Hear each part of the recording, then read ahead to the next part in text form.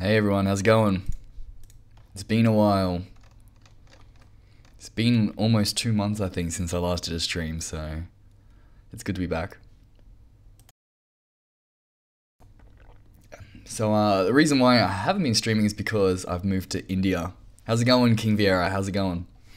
I moved to India a month and a half ago, a little bit over a month and a half ago. So I thought I was going to have more time to stream, but turns out didn't really have a routine set up or anything like that. So it's been very hard for me to find time to stream.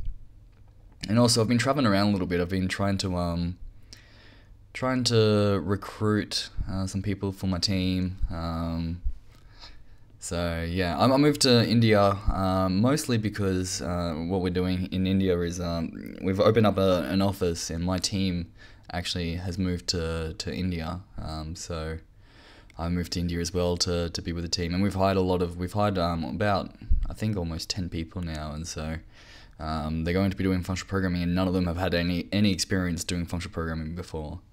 So I'm here to really train the team in India how to do functional programming. So it's a big job, and that's why I'm here in India.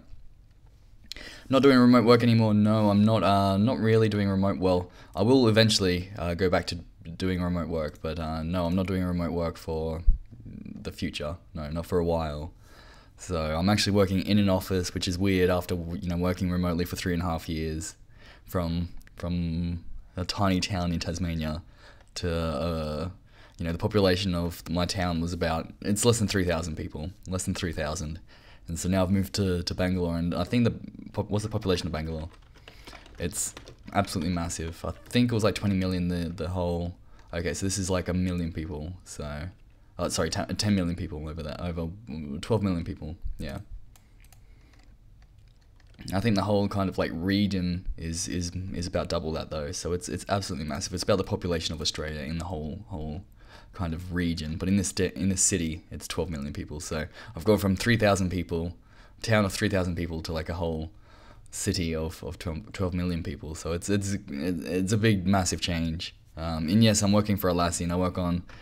Still working for Atlassian. I work on the marketplace team. So this is, when you're hitting functional programming, and the team that's working on this is now in India, and they're learning functional programming to be able to operate this and be able to work on it.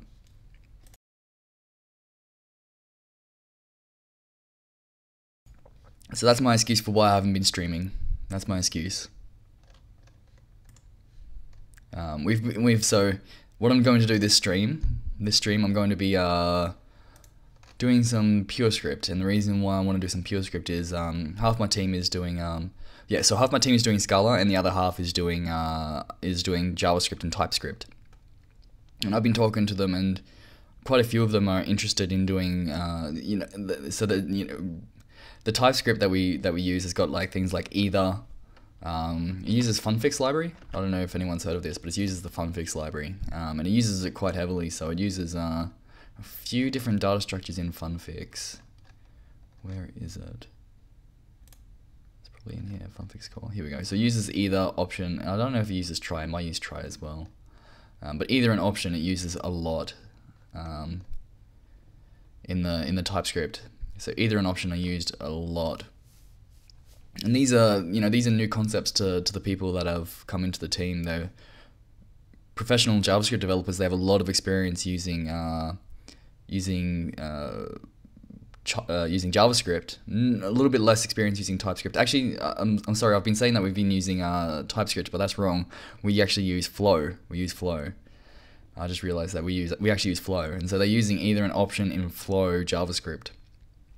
And that's really new to them. So they're new to the functional programming parts, and they're interested in learning more about it. So I'm going to do some PureScript workshops for them. And so that's how I'm going to try and teach. So I've been doing some Haskell workshops, and they're getting it. But to actually get some practice with actually writing some production JavaScript or functional JavaScript, I'm going to use PureScript to show them how to do that. FPTS, I've heard of FPTS.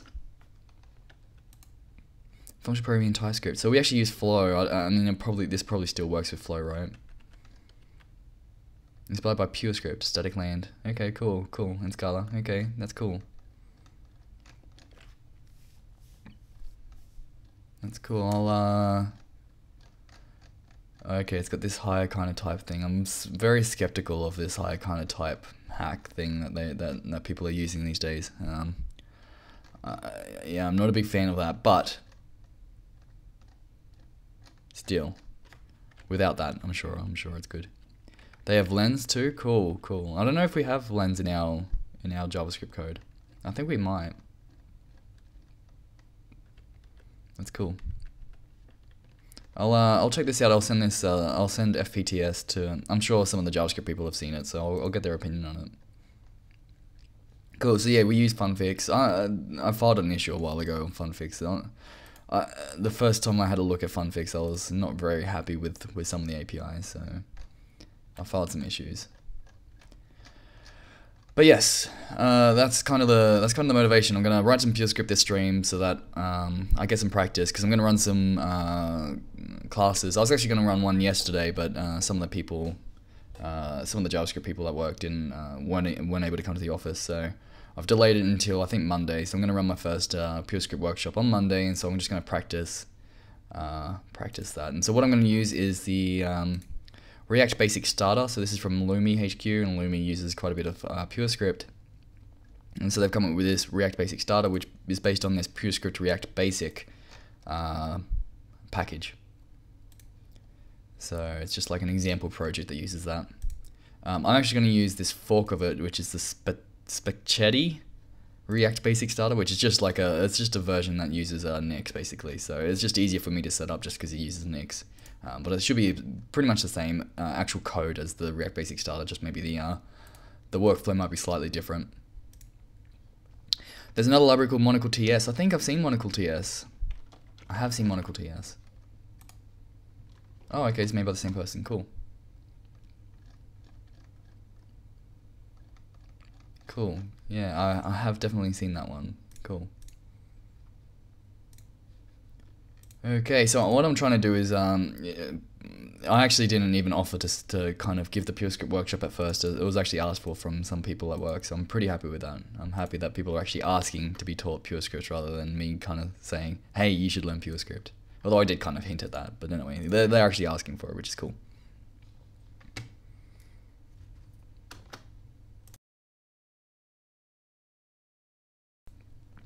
Okay, what are we gonna do? I don't know where to really go with this workshop. What I was thinking is that, well, let's have a look at what this does to begin with.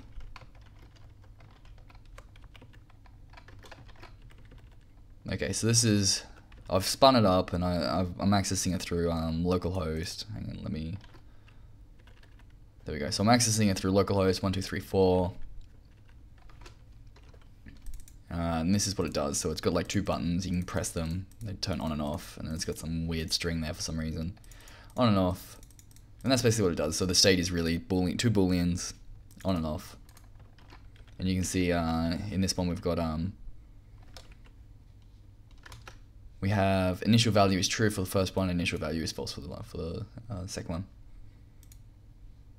And to run it, all I did is run this make start, which in the end just calls this thing called parcel. I've never heard of parcel before, but it's like some sort of web server thing that automatically reloads with this page. So it runs it, and what that means is, I think whenever I change my code, so if I'll change this to hello world, and once I save, so I'm saving it right now.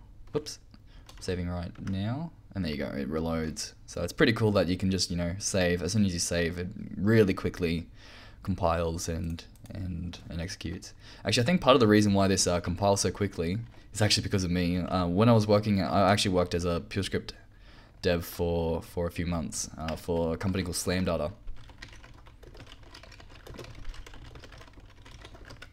And as part of that, I optimized the PureScript compiler because I noticed it was taking like whenever I'd compile something, I can't remember how long it took.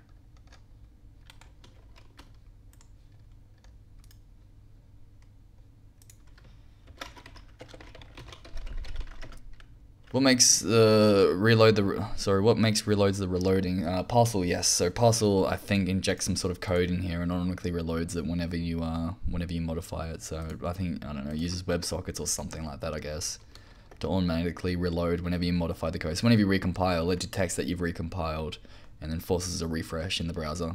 So I think it just does a refresh. I don't think it like does a intelligent diffing of like, hey, you had this code and now you've got this code. Like, I don't think it does anything like that. It just says, hey, browser refresh, I think. Why is it so zoomed in? Yeah, this is how I stream.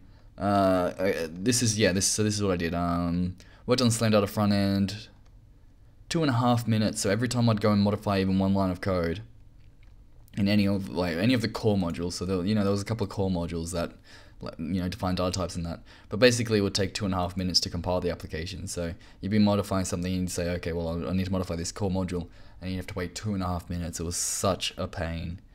So I remember trying to work on the application and waiting 2.5 minutes every time. It was basically as slow as the Scala compiler. If you modify a Scala compiler, actually Scala's probably worse. You modify a core module or like even one line of code in Scala, it just takes so long to recompile everything. I use actually Hydra. Like there's a project called Hydra, or there's actually a company that triple quote or something it is. They make like a Hydra compiler. And it makes it a little bit quicker, but it's still super slow. So here you go. What did I do? Took 86 seconds off. So what's that? 86 seconds. So got it down to 41 seconds, I think it is. 41 seconds to 68 seconds. So somewhere around a minute. So I made it quite a bit, 2.5 times speed up. So I'm pretty happy with that. Got it down from 2.5 minutes down to 1 minute. Actually, I think I actually did some more improvements over this. So I actually got it down quite a bit quicker than even 1 minute. But I'm really happy with how quickly, because I haven't done any PureScript development for quite a while. And I'm pretty happy with how quickly this compiles. Like in just modifying like this, I'd write and immediately I see results. I'm really impressed with that. It's really cool. Can I share that link? Sure, yes, that's a tricky link to come up with. I will share it. Just 1 second, let me get that link.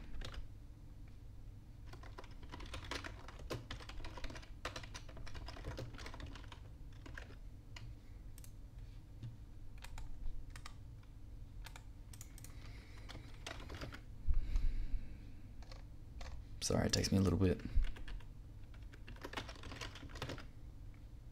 Here we go. So how's everyone been going? What's been happening? It's been 2 months since I've talked to anyone. Okay, there we go. There's the link. Cool. Yes, so I optimized the PureScript compiler. Really, the optimization was... oh, you found a tweet about it? Cool. The reason why the PureScript compiler was just because it was just not caching some things that it needed to cache. It was really simple to make faster. But the point is really that I'm happy with how quickly the PureScript compiler now compiles. Really cool. Really quick to just modify some code and see it refresh in the browser. You hardly even notice any delay, so it's really cool. Okay, so what we're going to do is, I don't know, do something with this. So we've got this toggle thing. So this is an existing component. We're going to add another component. So this is a component of unit. And I'm going to write a component of something else. We'll have like a counter. How about that? We have like a plus and a minus, and we'll have a counter. So you can click on, I don't know, you click on something and this goes up, and you click on the other side and goes down. We'll do that. So similar to the toggle, but we'll have ints rather than booleans. So I'm going to make a counter. Let's make a counter module.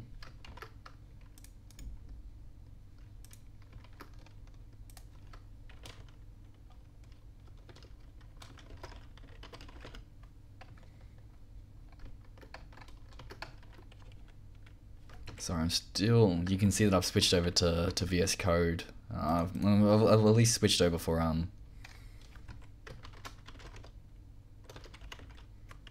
PureScript reasons, but not for, how do I even, sorry, you're gonna watch me like screw around with a editor for a while, which is annoying. I don't like screwing around with editors, but I feel like I should use something like like VS Code, just so that it's more familiar with the people at work. You know, I don't want to say, hey, I use Emacs anymore. It just adds a barrier, like people think that you have to use Emacs to write functional programs or something like that. Okay, so let's make a component of, I don't know. I don't know what this unit type is. Like, I don't know why component is parameterized, but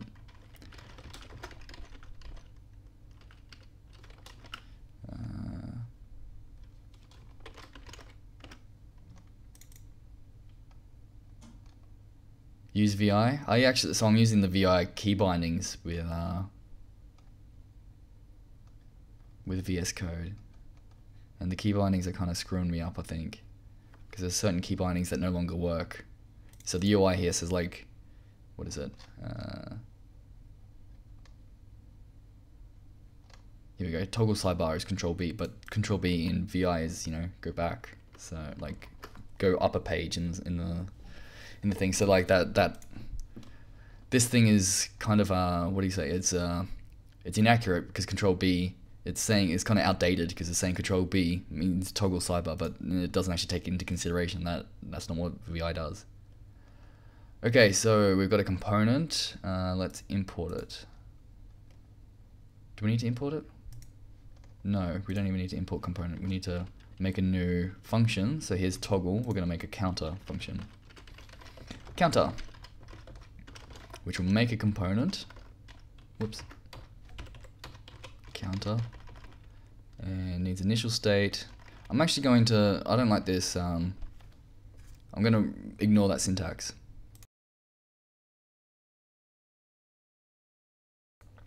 Yeah, I can change the key bindings. What should I do with the key bindings?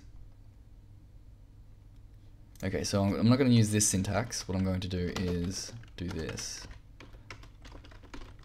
What is it? Initial state, is it? Initial state. Initial state will be 0.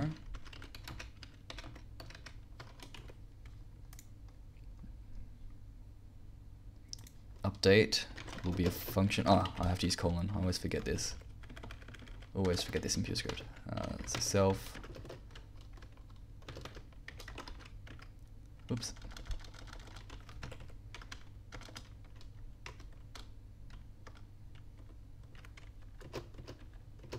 Yeah, I could update it. I don't know, it's kind of weird that I have to put that effort in.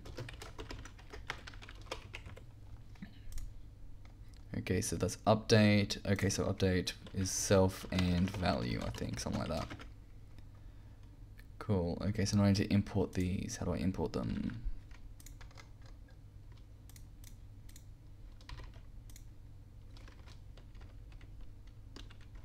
Let's get that.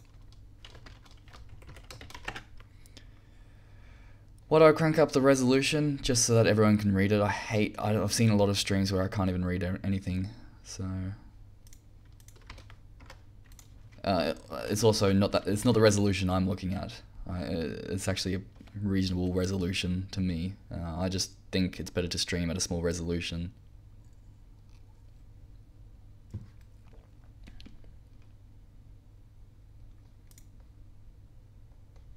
Okay, do I need to say this? There we go. Okay, props. That can be a unit, I think. Cool. Alright, so in PureScript you put a question mark, so it's a little bit different to Haskell. In Haskell you put like an underscore and then that makes it a typo, but in PureScript you put a question mark. So here's a hole, so I need to put something in there, which is, what is that? I need to return no update, is that right? No update? Oh, with one of the values. No update is one of the values, or a state update. Okay, so I need to put one of those values in there. So an update, okay. So I'm gonna add, oh, we better add an action.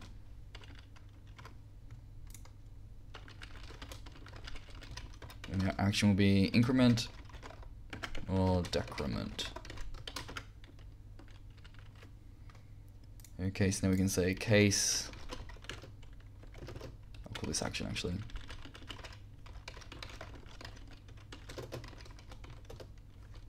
Yeah, I could make it a little smaller. I don't care. I think this is. I'm happy with this. I don't. Hopefully, it's not too annoying to you. I know it's a little bit distracting, but hopefully it's not too annoying.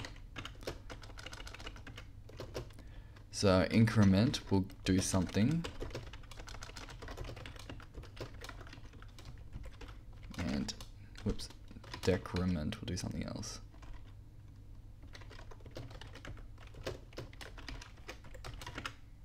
Alright. Cool. Cool. So now, update. What is this doing? So the way that a component works is that you've got an initial state, you've got an update function which will take, the self will be the current state, is that right? What is self? If I hover over this, it says self is, okay, so self has got props, state, and some sort of instance thing. Okay, so it's got props. Our props are just unit, so we can ignore the props, and it's got state, which is an int, so we can do something with the int. Doing whole driven development in PureScript, of course. Whole driven development is what I do no matter what the language is. Even Java, I try and do whole driven development. It's a bit tricky in Java. There's some tricks to do it though. You don't really have an actual whole, so what you do is you come up with weird different things. It's not as useful, but you can do something like it. Okay, so update. What does update take? I'm just seeing this this update. So update has the inferred type of int. Okay, cool. So we can say self dot what was it? Self dot state. Cool. And decrement will do take one. Okay, now we just need to render it. So we will render at the moment. Let's just render the state. So r.text, I think it is, and you have to give it a string. So I'm going to show self.state. Cool. There we go. All right, so we've got this counter. And why doesn't it like that? Oh, because I haven't imported it. Okay, so components.toggle and components.counter.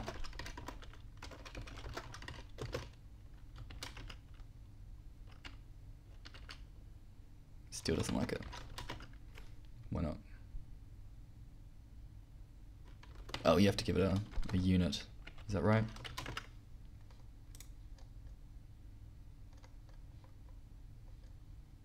Yes, it takes a unit for some reason. So, I don't know. Why is it taking a unit? Get rid of that. But then I have to give it a unit down here. Is that right?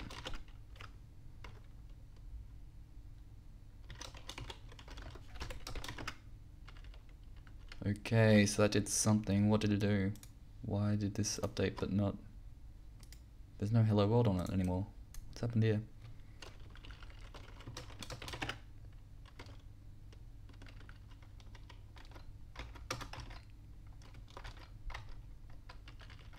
I'm gonna use pulp to build it, just to get more useful errors out. How's it going, Hustler? Oh, there's no toggle. Why is there no toggle?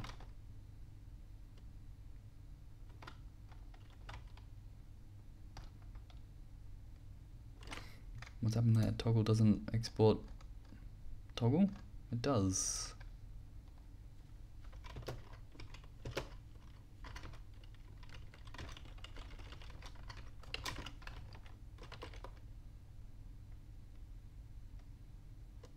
Okay, I don't know why that was a problem, but... What PureScript library is this? This is the React Basic Starter, which is built on top of a... So that's the project I'm working on, and the library is the PureScript React Basic. Okay, cool, so we've got a counter now. Got a counter. I don't know why this is still giving an error. Don't know why. Hang on, what can you do? Control-Shift-B? How do I build?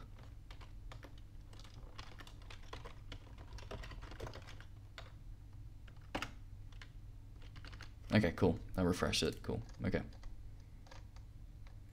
Okay, so that is rendering the current state, but what we also want to do is add in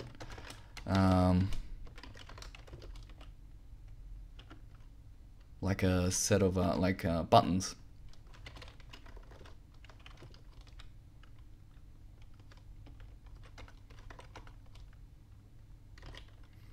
How do we do buttons? What did this do for buttons?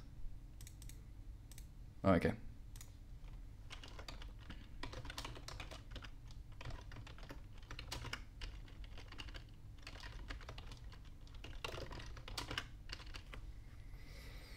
Okay, so it's a button, and we want children, and we want an on-click.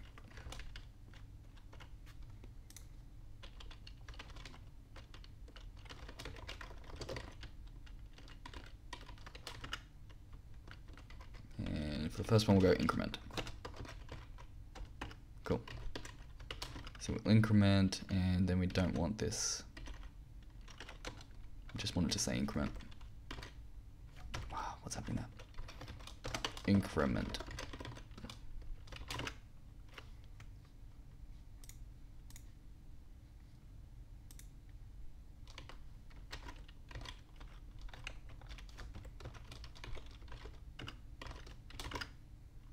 Cool. I'll just say +1. Cool.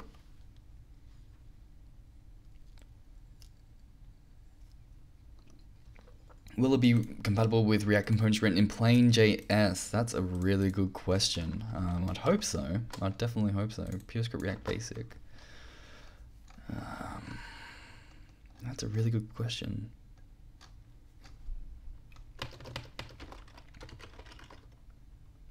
Oh, here we go. Represents a traditional React component used for JavaScript interop and FFI. So here you go. You can actually import a component requiring JavaScript hacks as a React component. So there you go. You are able to import React components. That's really cool. Yeah, exactly. Yeah, that's pretty awesome. Being able to just import existing code is pretty awesome. I mean, that's really the benefit of PureScript over things like I'm a really huge fan of Miso. Really, really cool. I think Miso is really, really cool. But a benefit over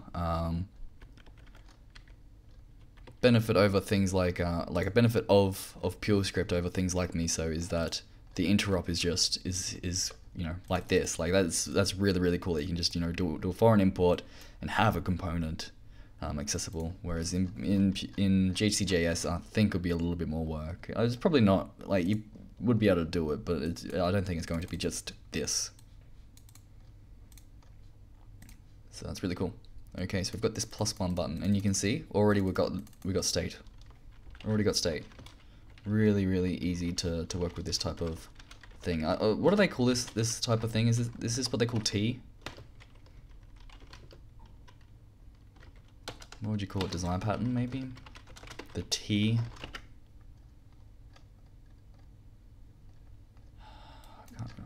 I mean, some people call it like the Elm architecture, but I think it's also, is it T? Someone in the chat will have to know about this.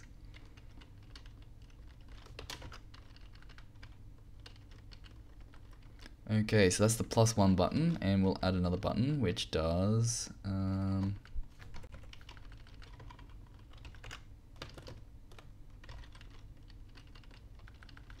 one more button, and it will do the decrement.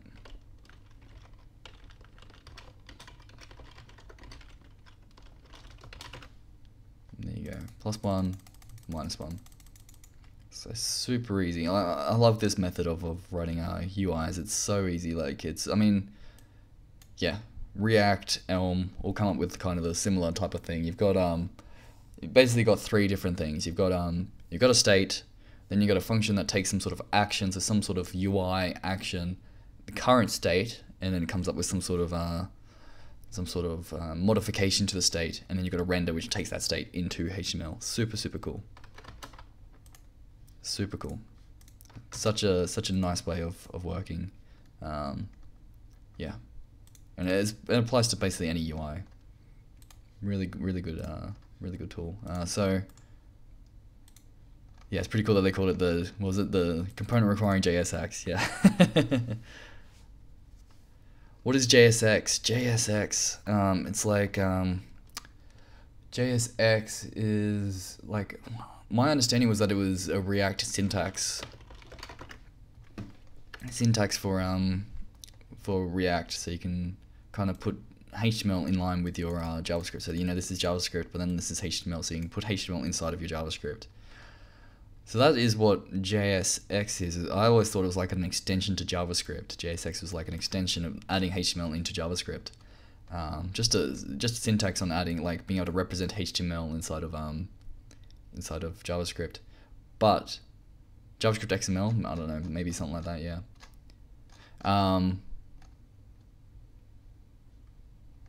But in this PureScript thing, I don't know why we have JSX. JSX really is just, in our thing, I think JSX is just a data structure that represents HTML. It says it's not HTML.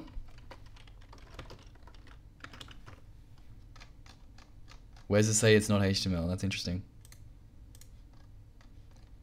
JSX represents rendered React VDOM in JavaScript. So JSX is a monoid. It's just a data type that represents HTML. That's all it really is. I don't know why they call it JSX here, but I guess maybe because React calls it maybe JSX.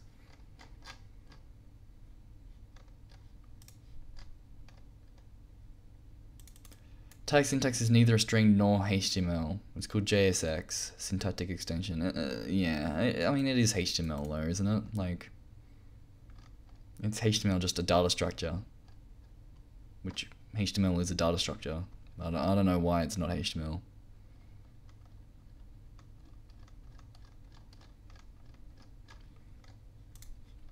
HTML as a JavaScript data structure, which is still HTML.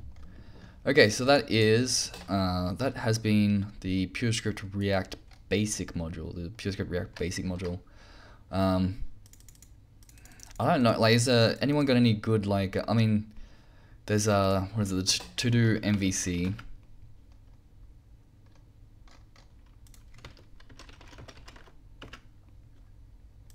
The zoom is there so you can read it. Hopefully you can read it. Okay, so there's PureScript React Basic to-do MVC, right?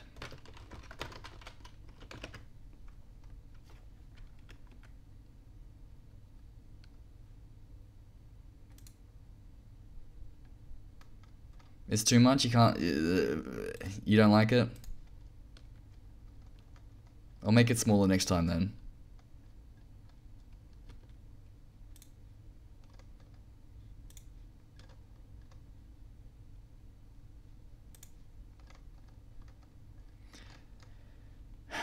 Yeah, MVC. Yeah, MVC. Like, yeah, I don't think MVC is really a well-defined concept.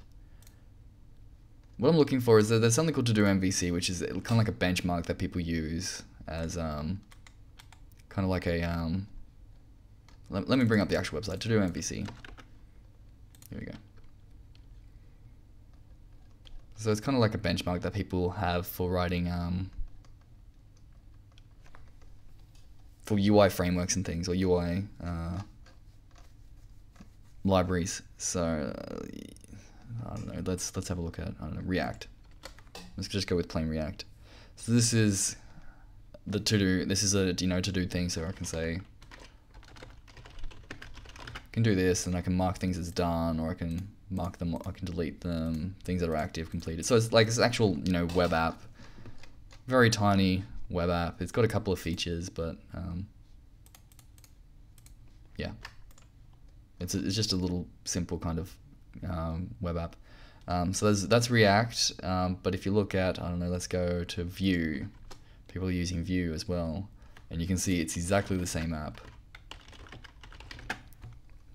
Nothing different about it. It's just implemented. Actually, there is one slight difference. I just noticed. Oh, hang on. Oh, there we go. Click completed comes up. Yeah, so it's exactly the same app. So the idea is that it's just a kind of like a benchmark that people use to kind of compare. There's nothing PureScript there, but the people have written to do MVC. They've ported it to all different libraries, and there is a few to do MVC PureScript. So there's this one here. What I was trying to look for is to do MVC for for this basic, for the yeah, React Basic module. So I was just gonna have a look at that. That's kind of like something that people do. They write to-do lists in JavaScript. So I was thinking about doing that, but I don't know. It's just a little bit annoying to really implement an app like that, I guess. I like keeping it simple. So here you know, you got +1, -1. It's just a counter. You can kind of see how this would expand out to something more interesting. But maybe I want something more interesting. I don't know. Like, I mean, it's really, I'm really just trying to show how PureScript works. That's really the goal. That's really the goal of what I'm trying to do with my classes at work. Okay, so there's that. What I was also going to look at is, so that's the PureScript React Basic. What I was going to look at is this PureScript Spork as well. I want to start off with something something small, because like a library that I really like is PureScript. I mean, I'm very biased. I'm very biased here. I like this library called PureScript Halogen. It's because I've worked on it, so I'm definitely biased. But I think it's really good. It's a really good framework for writing web apps. It's really cool. It's really nice and like compositional, and that's really the goal behind Halogen. Oh, you've used Halogen? That's cool. That's cool. What did you use Halogen for? I'm very biased towards Halogen because I have worked on it. What does the update or the capture do, and how does update work? Yeah, okay. That's a very good question. So there's update. Let's go. What is it? Capture. So look at the docs. The docs are the types. So it takes an action to an event handler. Like capture, but for actions which don't need to extract information from the event. Capturing we'll create an event handler to send an action when an event occurs. For more complicated event handlers, use effect, use handler from. Okay, yeah. So what it does is it creates an event, perform some effects in return. So capture.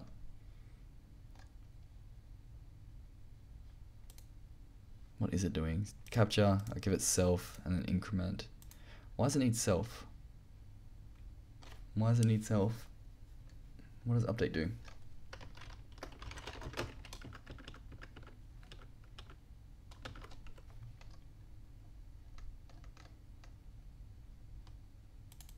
Okay, it's because I'm writing update.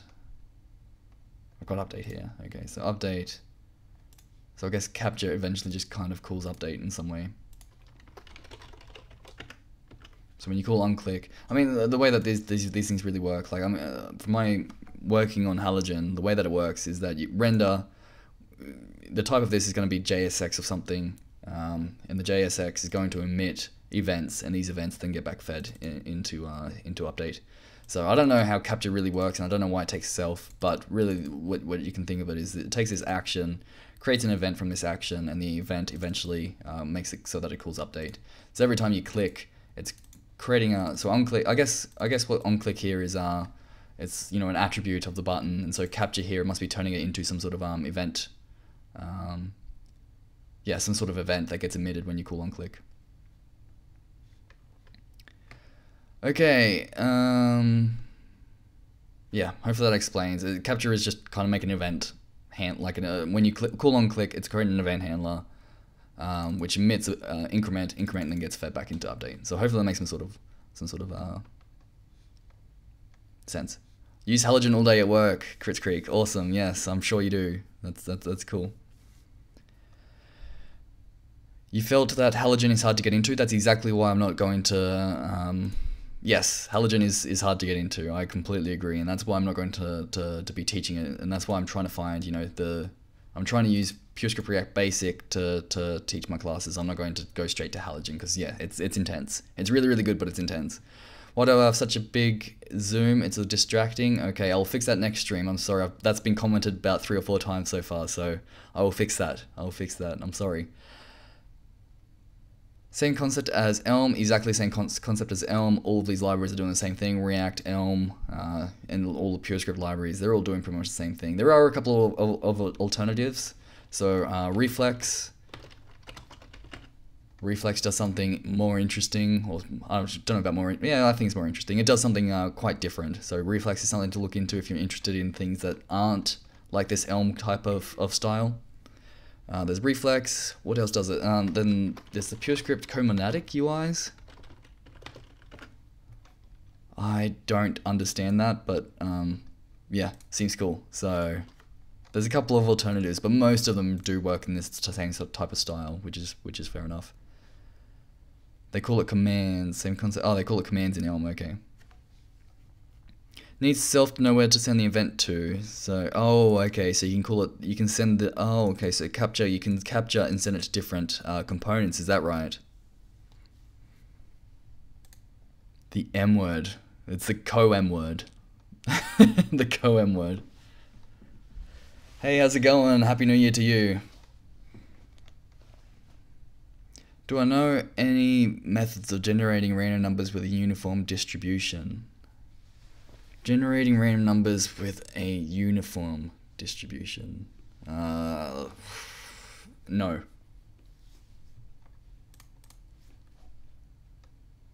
Generate random numbers where all the numbers are equally likely rather than having the random numbers cluster around a central point. You can, I mean, Haskell has a function that does that. I'd use that.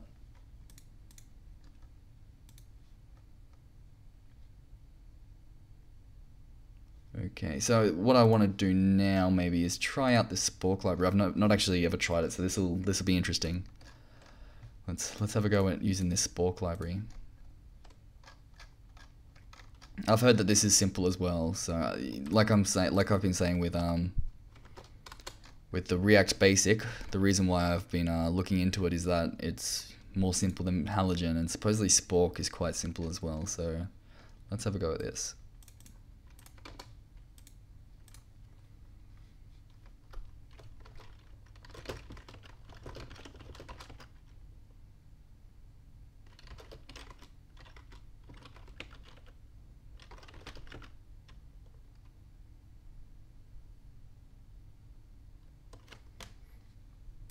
Let's have a read of it while it's cloning. Oh, okay, there's actually a to-do MVC in here. There you go.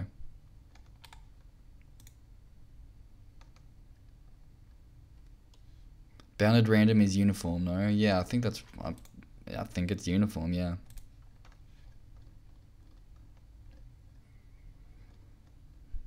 Okay, this is... Oh, there you go, increment, decrement, text. Wow, okay, so this is exactly what I... exactly the same example. I guess I'm not very creative, am I? Okay, so this is trying to install the PureScript. This is the type of thing that's annoying about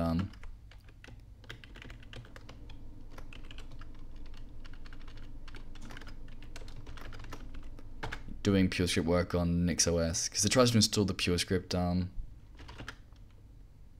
library. Okay, so and the PureScript library in Nix is well, the PureScript library in npm actually downloads like a binary, and binaries don't really work easily under Nix.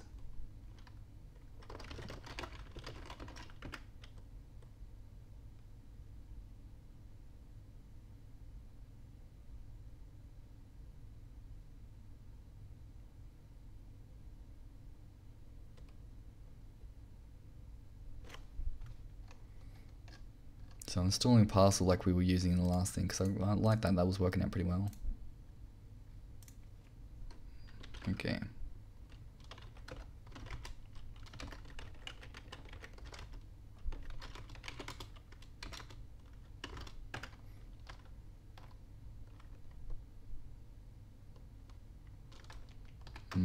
Interesting, okay. Maybe this parcel thing won't work. Let's refresh. Okay, build error. Yeah, this parcel thing is not good. Okay, whatever.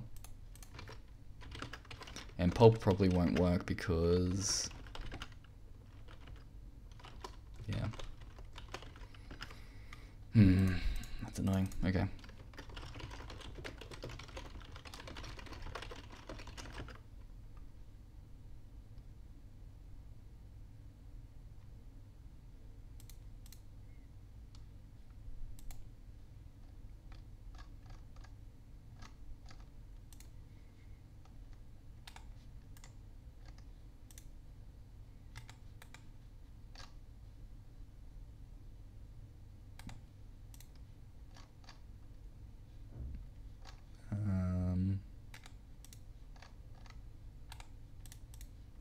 I'm just trying to figure out how you're meant to run these. I guess you're meant to install the library and then run them using pulp or something. I don't know. There we go. Run example all. Okay. Okay.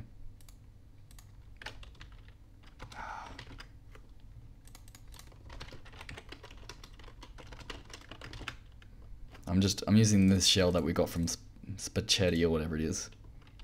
So we've done an npm install already. Bower.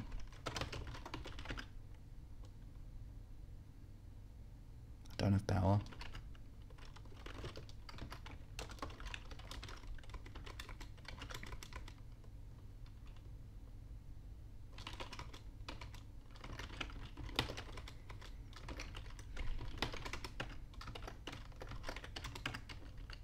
The annoying thing with writing JavaScript, there we go,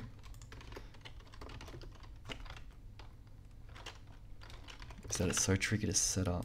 Yeah, so I need to install Bower install, don't I? So I'm going to npm install Bower.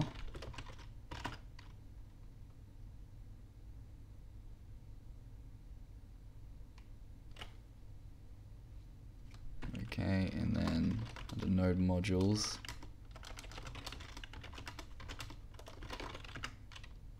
install all the dependencies. Here we go.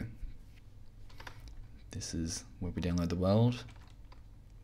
And hopefully then I can run npm. I can do this npm run example.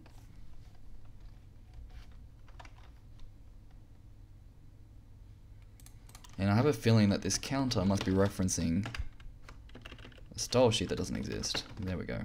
So then maybe we can run parcel on it as well. Hopefully, I don't know, maybe. That'd be cool if we can run parcel on it.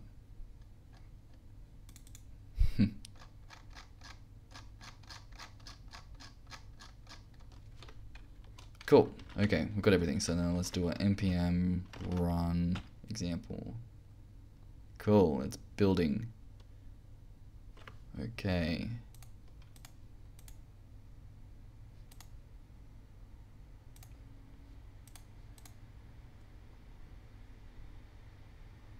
You can probably hear my fans spinning up right now.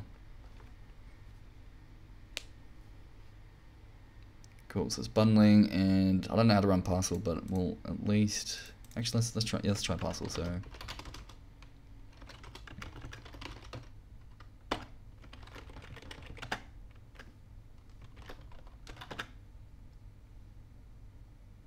cool. Here we go. We've got the buttons.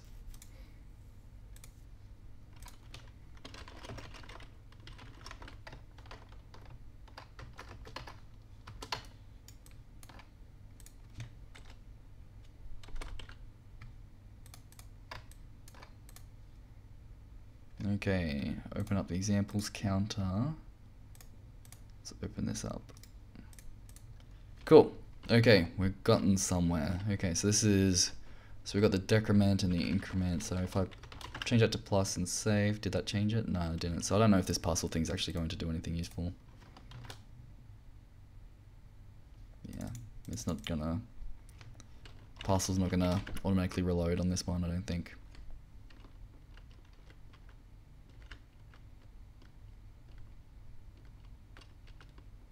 Okay, but this looks pretty much the same. Pretty much the same as the last thing we had. It's a little bit smaller because we don't have, you know, we're not talking about components anymore. We've just got this pure app. Yeah, maybe it's a bit smaller.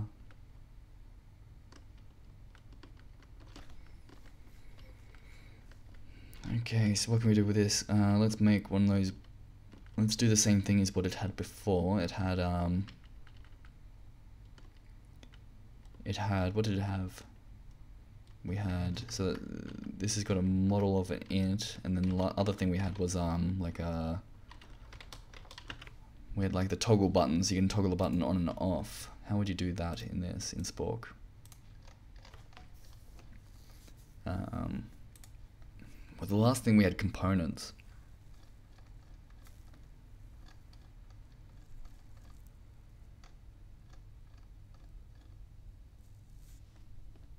Differentiating feature will be effect handling. Okay, well I don't really care about that at the moment, so that's cool.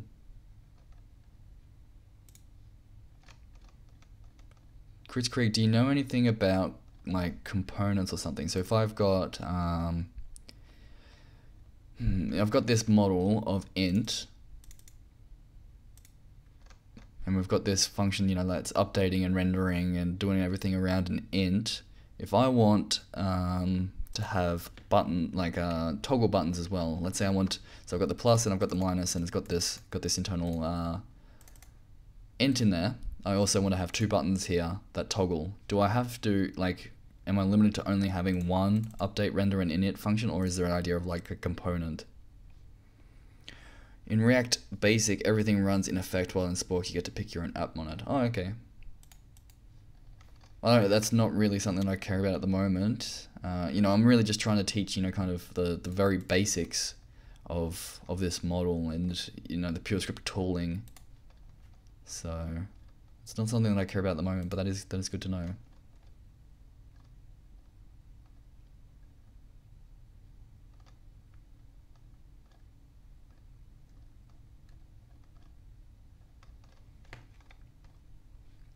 Let's maybe look at the other examples. Maybe some other example has something about like components. I guess Studio MVC would actually probably be the best place to kind of see, because that would be a big-ish thing. Okay, so the model has got, yeah, so they've just included everything in there. Okay. Yeah, and they've just got one big data type for all the actions. Okay. Don't think Spork has component concept. Basically have to bubble everything up to the top level component and push updates back down, yeah. So that's a little bit annoying, but I mean, lenses would make that a lot nicer to work with, so yeah.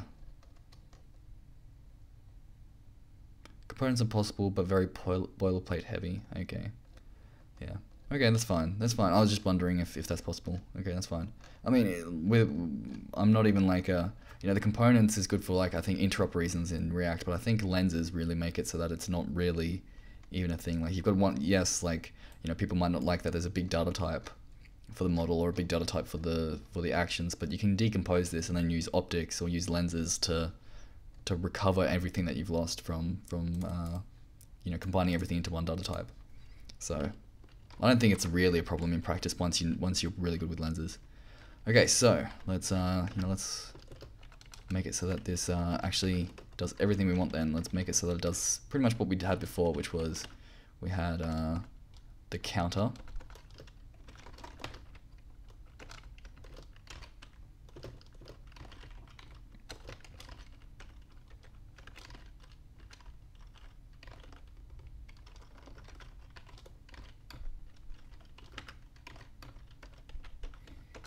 and then we had, what was it? We had two buttons, didn't we?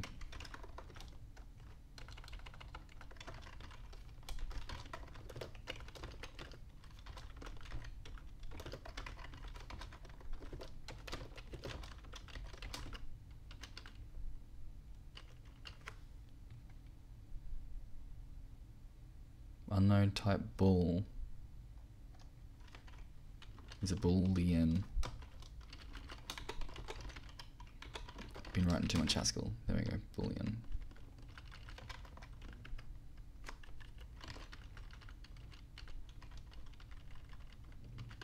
Thank you.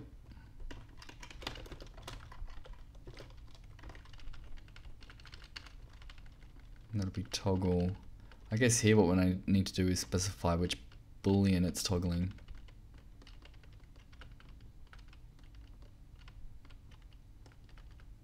Yeah.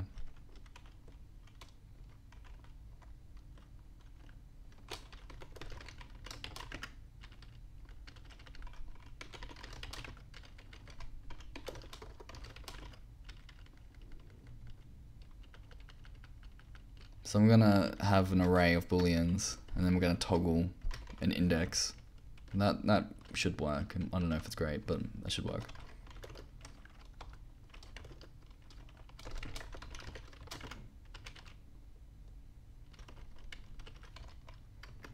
Okay, and this one is a model and an action, and then it will update the model with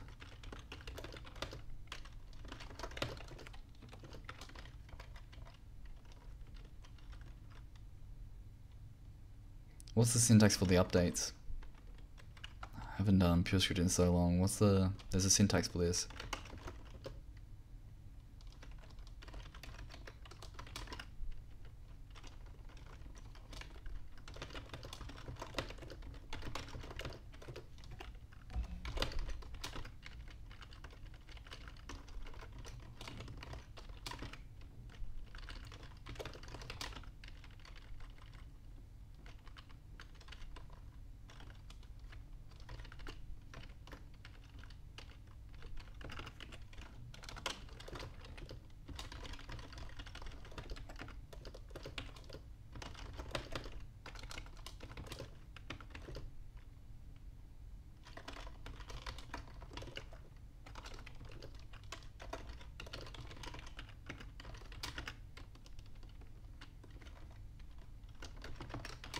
Okay.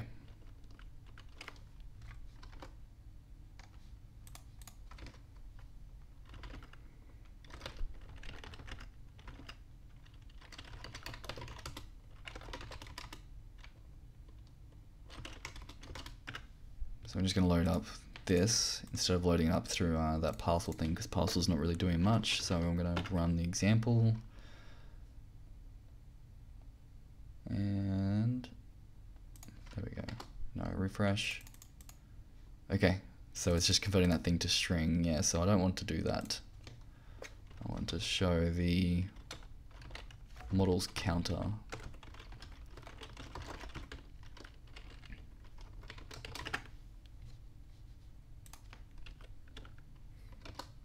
Can I just do that? Will that work? Control-Shift-B? No, it doesn't.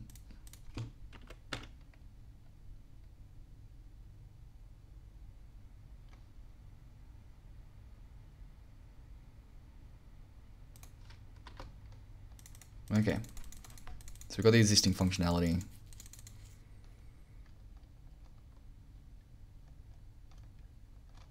Now what we need to do is show those buttons. So show those new buttons. I'm going to put this in like a nested div.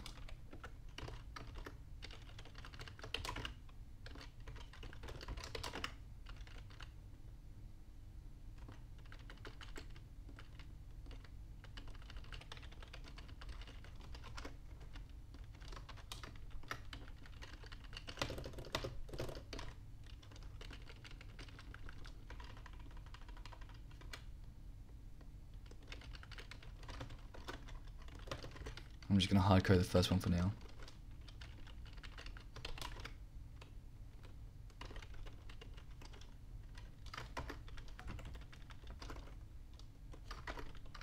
Whoops. Okay. Hey, how's it going? I'm playing around with something called PureScript Spork. Earlier we were working on something called PureScript React Basic, and now we're trying out something called PureScript Spork. Okay.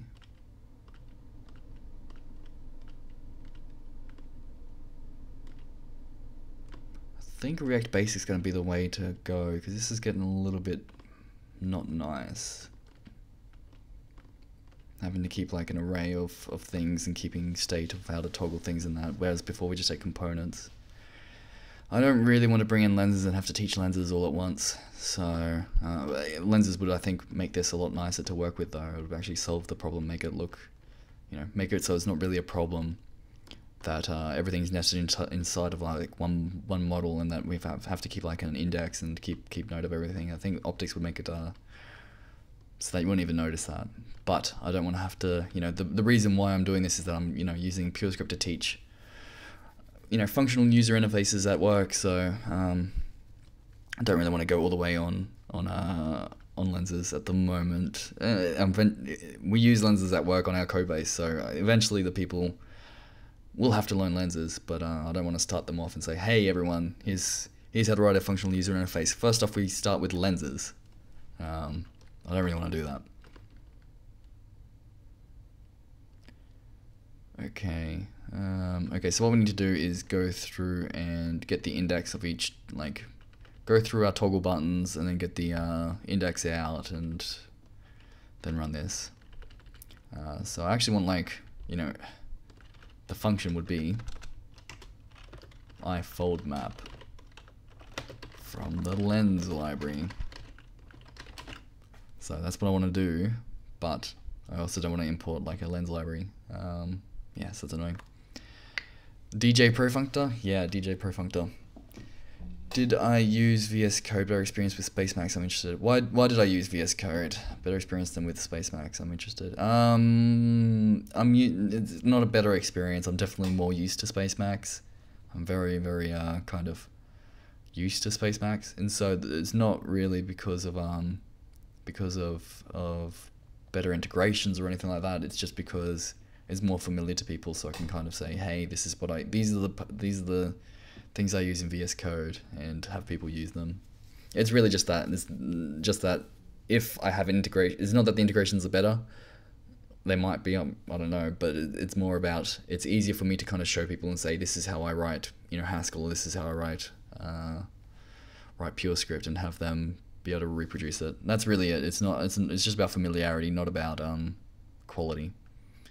Have I tried PureScript Concur? PureScript Concur, I do know about it. What is PureScript Concur?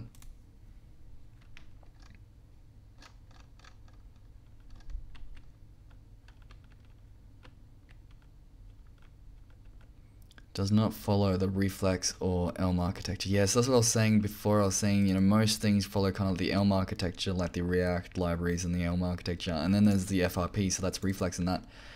And then I said that there was a comonadic version as well. Comonadic, and what is Concur?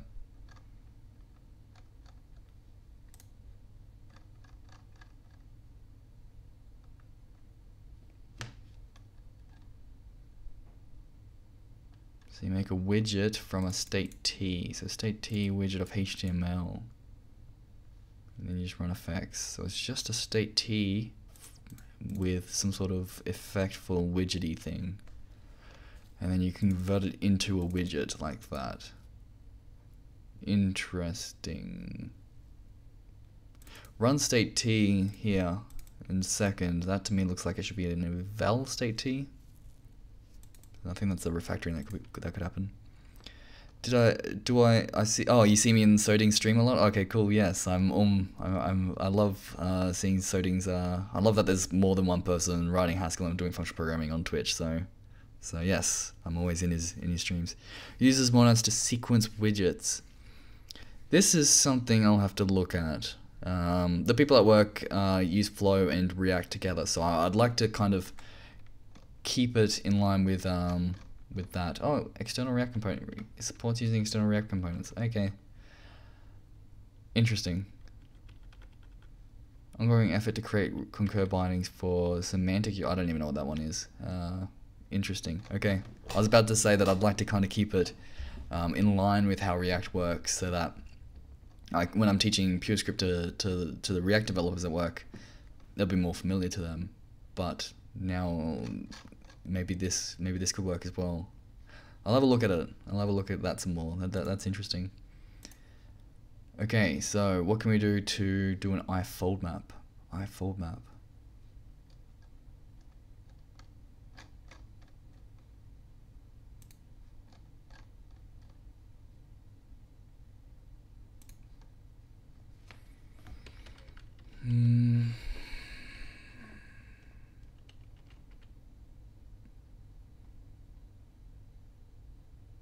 I was also just thinking that we could just do a zip with, and then, well, do a zip with an infinite list, but then I'm thinking this is PureScript, which, you know, infinite or lazy data structures is not like the greatest thing to work with under PureScript.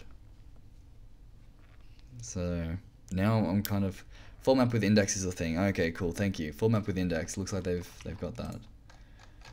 Thank you.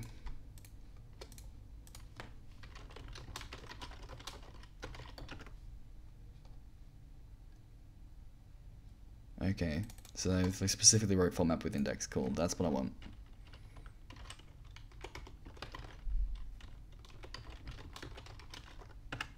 Thank you, that is exactly what I want. So I need to give it an I and the boolean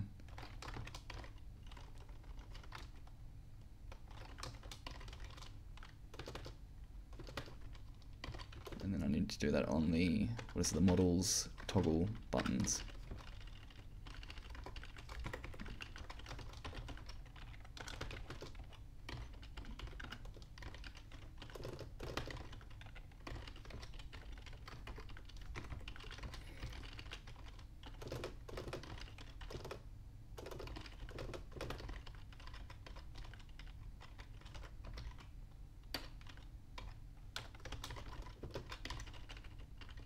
Something like that. Whoops.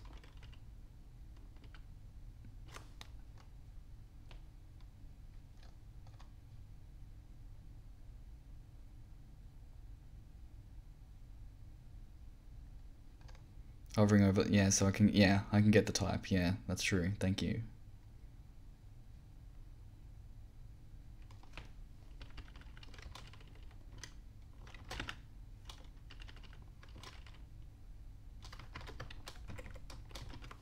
What is its problem?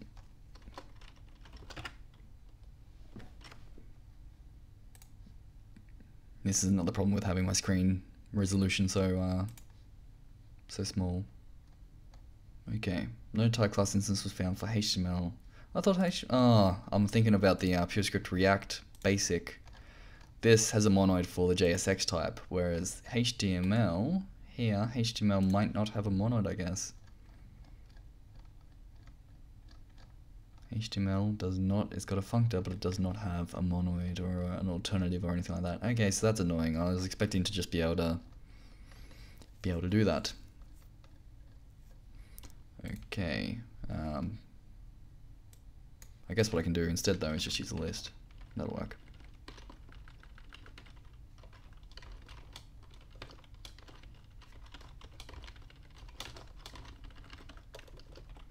That's fine, this will work exactly the same, that's fine.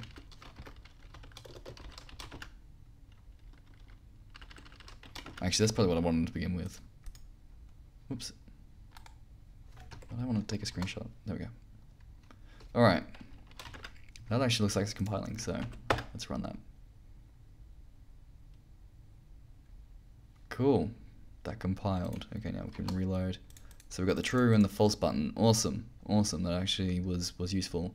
And when I'm pressing this, it's actually sending a toggle event with the index. So then what we can do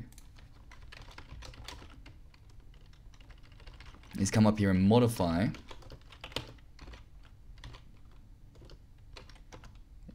the toggle buttons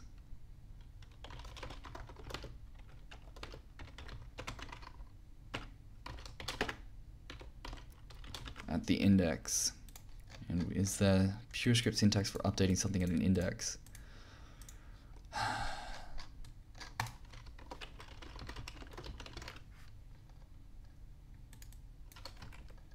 That's not a one. I want the actual PureScript docs.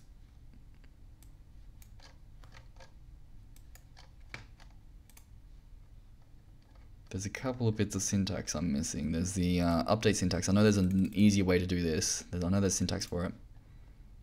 This is the first India stream. That's right. This is the first India stream. Array.modify at. Cool. Thank you. Thank you. You know the stream library very well. Thank you. Array.modify at. Thank you. And that has automatically brought it in. That's cool. And now I can hover over and see the type. This is good. Say I, and then I want to run not over it. Is that right? Okay, and it's going to give me back. Okay, so I needed a non-empty array. Hang on, why does it need a non-empty? Oh, did I import the wrong one? I did. I imported the wrong one. And now everything's broken. Yeah, I did import it from the wrong one. Let's try that again.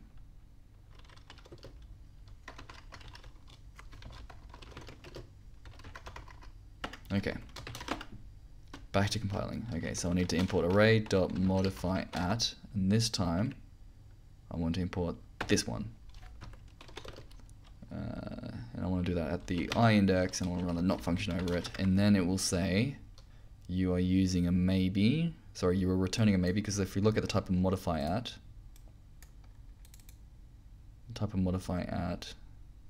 yeah, this is not working well, this UI. Maybe with type array, so I just need to say from maybe, and then give back m.toggle buttons. So it's a maybe in case it didn't actually, like in case that index didn't exist. There we go. Oh, we don't have from maybe. How do I import that? There we go. Cool. Is that compiling? Let's have a go. Is there a modify at that doesn't? Whoops, I don't want Google, I'm doing PureScript, aren't I? Modify at. Is there a modify at that doesn't return maybe?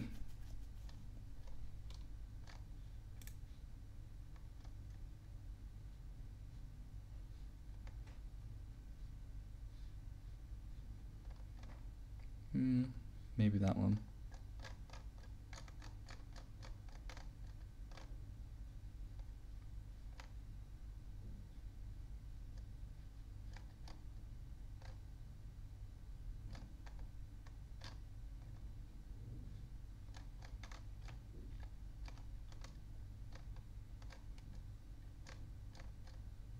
Look at any of them that don't have maybe in the type. And there was one. There's modify at indices though, but it takes like a foldable of, which we could do, and probably makes it a little bit more simple than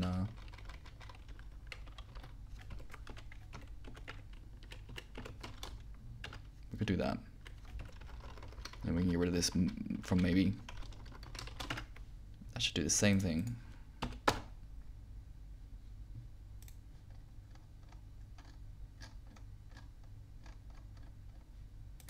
Yep, cool. Whoops. Well, I don't know what is happening there when I... Anyway. There we go, cool. Okay, so we've got same thing in... we've written the same thing in both in Spork and also in the PureScript React basic. So I'm happy with that.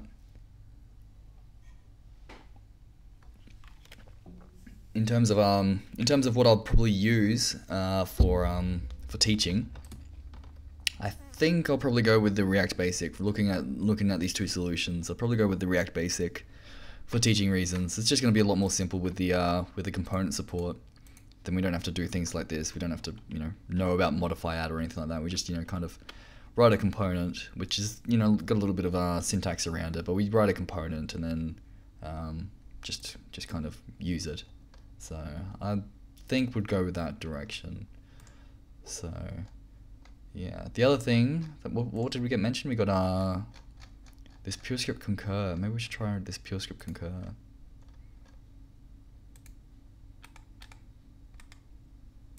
Yeah, maybe we should try it out.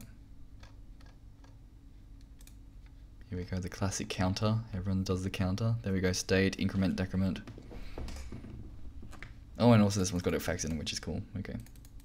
That creates a counter widget. So this is, that's really straightforward, right? Like, so, yeah, this is nice. I do like this. Create a div, has some text, and here, instead of having like a separate update function, you have a functor. So this is like a functor syntax here. So this is, I'm going to use Haskell to show the type of this. So given an f of a and a b, you get back an f of b. So it really just discards this a and replaces it with a b. And that's what it's going to do here. So this functor, it's going to say button has an onClick, and that onClick is going to account +1. And on this one, it's going to account -1. So that's pretty cool. And then you can lift an effect into here. So this is logging effect, and it's lifting it into this widget monad. So that's pretty cool.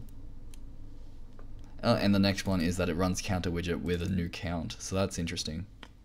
So this n, it's actually getting the n out. So it runs count with +1 or count with -1. So it runs an n, logs it out. So I guess it's just kind of like this expression kind of blocks until till on click is pressed. So it makes a div, kind of blocks this until on click is pressed. Then you get an n out. Then we call lift effect. Then we rerun the widget with a new n. So that's interesting. You got like a recursive idea of a widget there. That's interesting. What's hello look like? So we get out. Okay, so this one's got state in it. So before we didn't have state. Notice with look at the different types here. So we've got counter and we've got hello. So with counter, takes an int to a widget, and here we have state t of int and widget HTML. If you know much about like the state monad,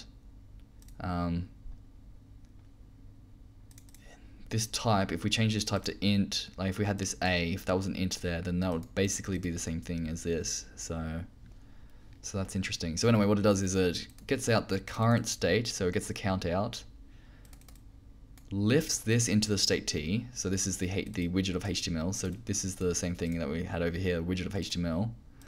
So it lifts that into state t, and I don't know what but say hello, but for the something hello sailor. Interesting. The file extension for PureScript is so cute, Pers. How's it going, Freeman? Good to see you in the chat. Hope you've been able to solve your Nix issues today. So you put the count +1, you lift effect of hello, you said hello, and then we recurse again. So we change this now. Okay, so but is a button. Okay, so they just refactor that out. They just factor that out. Sorry. So it's a button with some text. So makes a hello of say hello. Makes a button of say hello, and then a button that updates its count. Cool. Okay, so every time you click, it gets out this E event. But notice how we're not doing an fmap on this. Before there was an fmap. Here there's no fmap, and so then we just do a put instead. So this is just kind of like blocking on an event. I'm guessing this E is like an event representation. So it blocks on the event, and then it calls put. So this is slightly different to what we were doing before. Over here you do an fmap, and then you do a count +1, so it updates this. So the n that you get back out is either that it's +1 or -1. Here we don't care about what the event is. We don't care if it's if it was going to modify the count with -1 or +1, because then we just run put with count +1, so it's the same one over the time. Freeman42x was trying to do something. He's actually working with Agda, which is really cool. He's doing some cool stuff with Agda, and he needed some help with Nix because he's trying to compile the Agda, which is unusual. We don't usually, the compilation in Agda, we usually just type check Agda. We don't really go the extra step and compile Agda. That's a bit too far. But he's trying to play around with compiling Agda. Okay, so this is pretty cool. This is pretty cool. I actually do like this PureScript concur. I'm gonna play around with this. Let's clone this and we'll have a play around with it. We'll end the stream there. I'll play around with this and then we'll finish with that. As you can see, I've never used the library before, but I was able to understand the code completely, so it's pretty cool. Type checking is different from compilation in Agda. Yeah, kinda. Yeah, like when you write Agda, you press Control-C, Control-L in Emacs, and it just type checks. And I mean, because Agda is really kind of focused on writing proofs, you type check it and you say okay, proved, and then you walk away. You don't really go to the extra step and actually execute your Agda. Like execution of Agda is a bit too far. You don't really execute your Agda. You just type check it and say I've proved what I wanted to prove and I'm done. Been doing Scala for a while, if I remember correctly. That's right. What do you think of Scala 3? I've been doing Scala since like 2011, 2012, sometime around there, so 7 or 8 years, which is way too long for me to be writing Scala. And during that, I've only had like a break of a few months at a particular time, so it's pretty much been full-time professionally for like 7 or 8 years, which is not good. What do I think about Scala 3? I'm not optimistic, and also I think it's fairly irrelevant to me. With Scala, because Marketplace, what I work on, Marketplace at work, it's 100,000 lines of Scala code. So it's it's a pretty big Scala project, and we're stuck on like Scala Z like 7.2, I think it is 7.2, which is not the most recent version. It's either 7.1 or 7.2 that we're stuck on. I think 7.2 or like the 7.3 out, I'm pretty sure. So we're kind of stuck on like an older version of Scala Z. Scala Z is like a kind of like a core library to everything. So Specs2 uses Scala Z, and a few other Monocle used Scala Z. I don't know if it does anymore, but there's a few. There's HTTP4S, and then there's what else? No, I already said Monocle. So Specs2, Scala, there's Scala Check. Actually, Scala Check I don't think it depends on Scala Z, but there's all these libraries that really depend on Scala Z, and we're kind of stuck on a particular version of Scala Z, so that means we're stuck on all the dependent libraries as well. So HTTP4S, we're stuck on like a particular version of HTTP4S, and so we're stuck on all these like kind of old libraries, and to get rid of them would mean like rewriting big chunks of this 100,000 lines of code. So we're kind of stuck on an older version, and therefore, any upgrade to Scala 3 would be kind of a massive, huge amount of work. Like even upgrading between Scala versions, we're stuck on, I think, on Scala 2.11 or something. I think it's 2.11 that we're on, and so an upgrade to Scala 2.12 is a massive amount of work. So Scala 3 is just completely, I think, out of the question. I think what's more likely is that Marketplace will be moving away from Scala rather than moving to Scala 3. That's really the thing. If we're going to put in the effort to migrate from like 100,000 lines of code from Scala 2.11 to Scala 3, I think it would actually be a better idea. Like it's a massive amount of investment to go to Scala 3, and so I think the question would be, should we put that much effort into migrating to Scala 3, or should we put that effort into not using Scala? Moving away to what? Well, don't know. It's up to the team. Obviously, I am teaching things like PureScript to motivate them to move to something like PureScript, and I'm also teaching Haskell to the team. I'm teaching them PureScript, and I'm teaching them Haskell to teach them functional programming. That's really why I'm teaching them Haskell. It's not to teach them Haskell to say, hey, you need to use Haskell from now on. I'm teaching them Haskell so that they know functional programming, because they need to know functional programming to either work on the JavaScript code or to work on the Scala code. So they need to know functional programming, and I think Haskell is kind of like the best tool that there is for teaching functional programming. In terms of writing practical applications, I'm going to teach PureScript, so that's why I'm doing the stream, to kind of get some practice with writing some PureScript, so that I can teach them how to write PureScript for the JavaScript side. And what we would do with Scala, I mean, I'm going to have to teach Scala as well, because we've got 100,000 lines of Scala code, but in the future, what will we do with that? I don't know. I don't know what we could do with the 100,000 lines of Scala code. All I know is that we're in a bad situation with, we've hired 10 engineers, none of them know Scala, and I have to teach Scala. And if anyone here knows Scala, yes, I am a tech lead on my team. Yeah, I'm not a manager. I'm a tech lead of a particular project on the team. I'm just someone I'm a senior engineer. I'm a tech lead on a project in the team. The way there's not one tech lead on the team, so it's not like I'm in charge of the team or anything. I'm just a person on the team. But the way that we've got 10 new engineers, none of them know Scala. I think like 5 of them are kind of like going to be assigned to like the back end. So we're in a bad situation where we have to kind of teach Scala, but if anyone here knows Scala in the chat, you're probably aware that learning Scala is a huge investment. It's absolutely massive. And so we're not in a great situation where we have to teach everyone Scala. It's going to take a long time. You are hiring engineers that don't know Scala, that's correct. Anyone that is in Bangalore probably knows that it is, and has tried to hire Scala engineers, knows that it's a really difficult thing. It's really difficult. There's a lot of people here in Bangalore that is that there's a lot of people here that are very interested in Scala. So it's easy to hire people that are interested. It's very hard to hire people that have experience. It's really hard. And I think it's a combination of people that know Scala here are quite in demand. So it's hard to hire them. And anyone that knows about the Bangalore tech scene, it's very, very, very, very competitive. There's every company from all over the world has an office in Bangalore. Like there's a significant percentage of the population are software engineers in Bangalore. So it's a super competitive area to be in. So it's very hard to hire people that know Scala because they're in demand. It's very easy to hire people that are interested in learning Scala, but it's hard to hire anyone that has experience with Scala. So we're kind of in a bad situation where we've not been able to hire anyone that knows Scala. We have tried, but it hasn't worked out. How did that happen? You have 100,000 lines of Scala, but no one knows Scala. We've kind of like opened up a Bangalore office.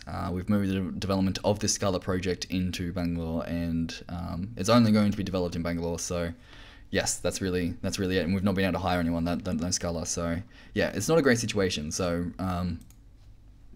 that's what it is. We have to teach people Scala. It's a massive amount of work. And I don't think it's really reasonable to kind of expect, like, the benefits that you get from Scala are not worth that investment. So I'd like to see us move away from it. And I think we're going to have to eventually. So it's not a great situation.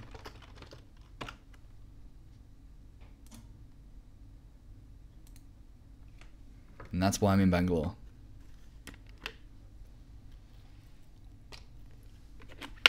That's right, PureScript's not compiling for me for some reason. But it does compile under that Spaghetti project.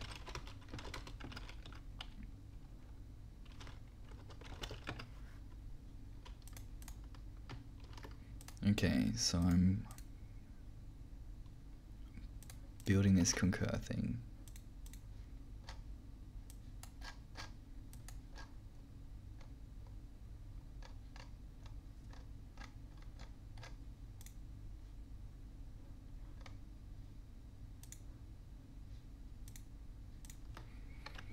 Okay, does this have anything to...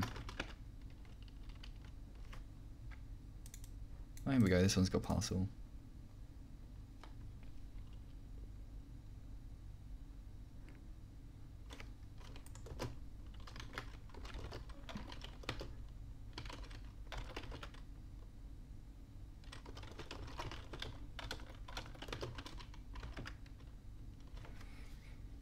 Scala is a massive language. It's absolutely huge. It's so big.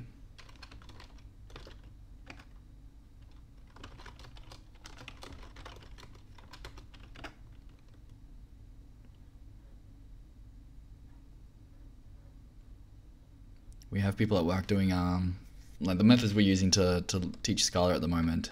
There's a Coursera class that does I don't know, does the basics of Scala, but people at work aren't very happy with that. Not big fans of the of that class. It seems to be very slow and a bit outdated, so people aren't very happy with that. What else? We're using, obviously the functional programming. We're using this book, and this book is really, really good. I highly recommend this book. If you have to learn Scala, I recommend this book. It's actually a pretty good book on functional programming in general. It just happens to use Scala. It's a good book, So I recommend. Everyone at work has got a copy of that, which is good. Is your VS Code built in Next2? Yes, that's right. There you go, Soding. I am not writing Haskell today. Yes, let me show you my next expression. It is this, so you can see that I've specified the extensions for VS Code. So this is, yes, it's using VS Code with these hashes of these versions of extensions. The Coursera class is from the creator of Scala. That FP in Scala book is not So the people at work don't like the Creator of Scala's Coursera class. They're not very big fans of that. They think it's a bit slow and a bit outdated, so they're not happy with that. This Functional Programming Scala book is from Runa Bjarnason and Paul Chisano. So this is really, really well written. Really well written. Ford is written by the Creator of Scala. Yeah, so this is my next code for building VS Code. So that's cool. Okay, what's the problem here? PureScript compiler invalid option source maps. Okay. I guess maybe this is either my PureScript's old or this is old, one of them.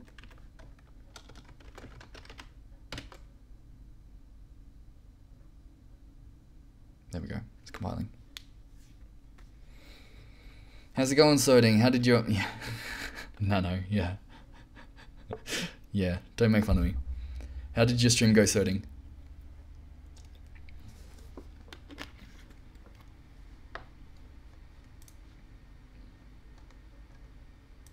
There we go. Control common add co-free class. You know it's going to be a good library when you got that. Alright, now let's open up. I hate this GNOME. It's so broken. This is NixOS. Now there we go. This is going great.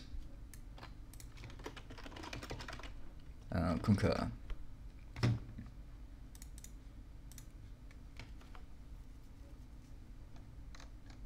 Re-implement the same thing 3 times but still got it working. Yeah, there you go. That's C for you, isn't it?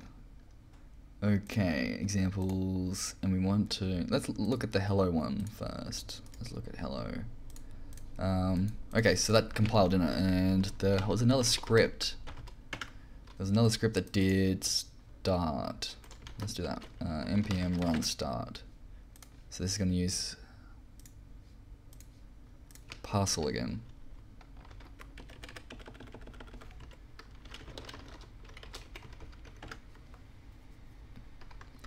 Cool.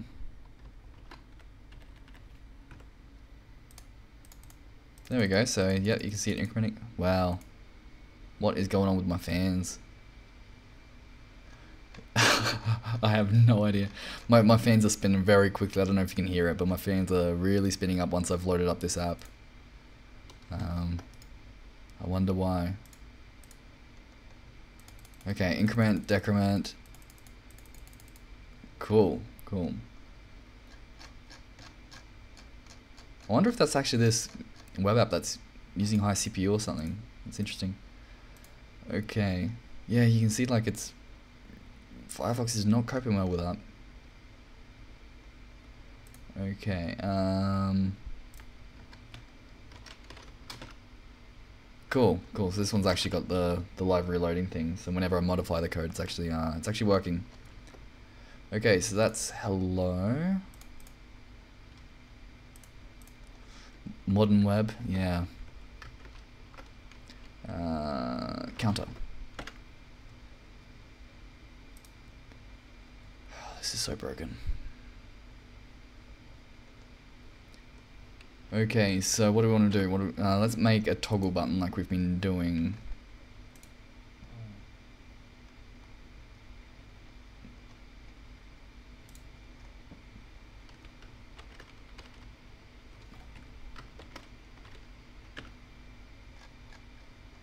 So here we go, run rigid in DOM, login, to-dos, hello.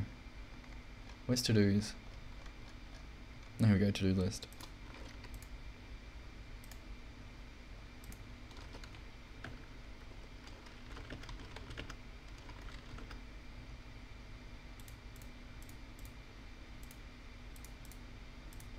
Okay.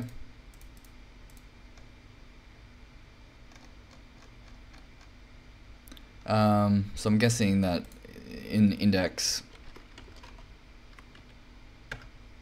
yeah, it's got all these IDs. Okay, so I'm gonna, what am I gonna do?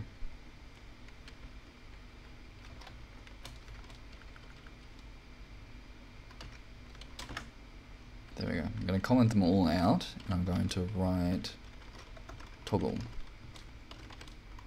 There you go. My fans are spinning down now that I've gotten rid of all that code. I don't know about this concur library. It's really making my fan spin whenever it was really making the fan spin when I had all these widgets happening. I don't know what was going on with that. Must be pretty CPU intensive. Okay, so let's write our own.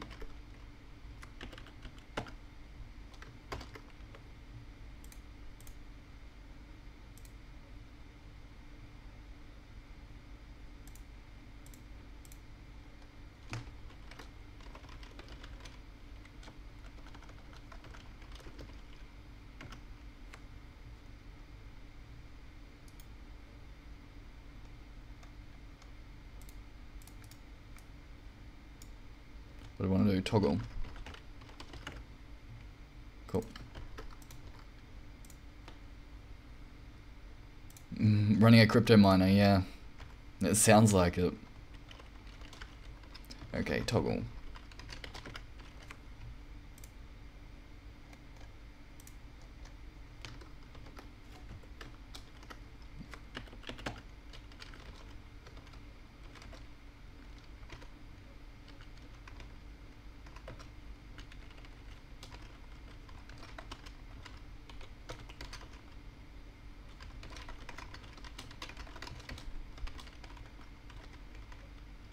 Okay.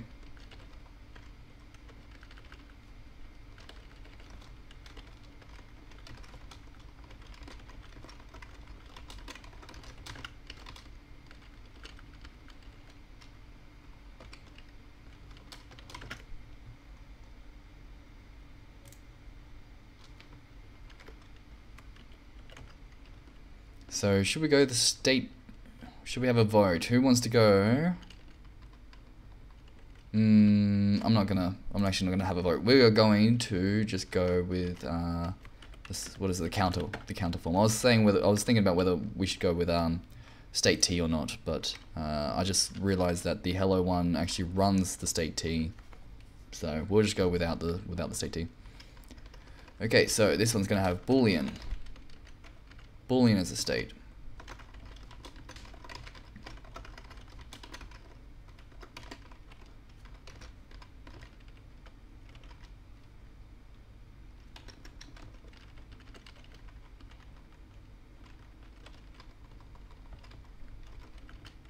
So then the button's going to have the text of, whoops. Oh. Showing, and then it's going to not the boolean.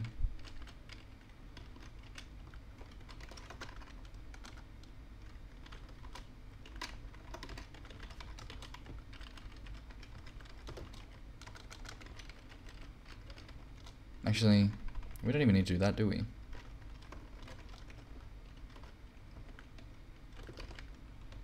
I just realized we can just always not the boolean.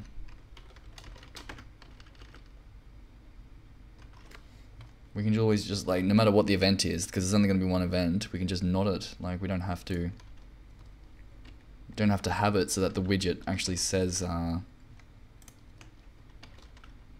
that the widget actually emits a new event of a different state. We can just always rely that it's only going to ever do one event, which is click. Alright. Getting somewhere, just copying and pasting the things. Is there a way to just kind of like import the right thing?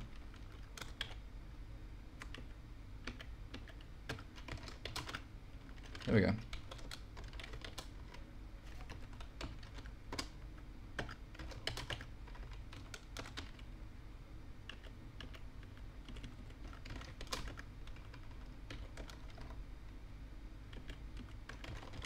I don't know if I'm import the right one. No, probably not.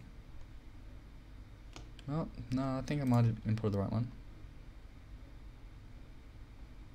What's the problem here?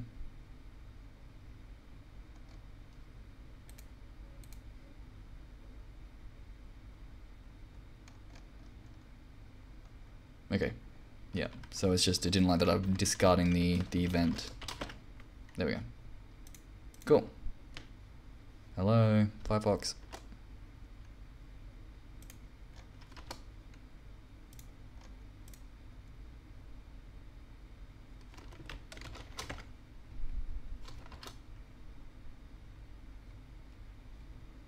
I'm compiling. You can see down here it's got a little wait symbol, I think, with the PureScript. So I think it's, there we go, we're compiled. But it's still not liking it.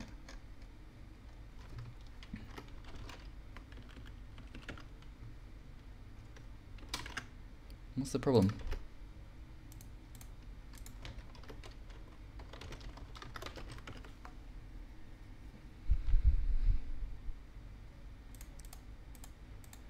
What the heck? I have no idea what's going on here with Firefox. I'm actually just going to restart Firefox.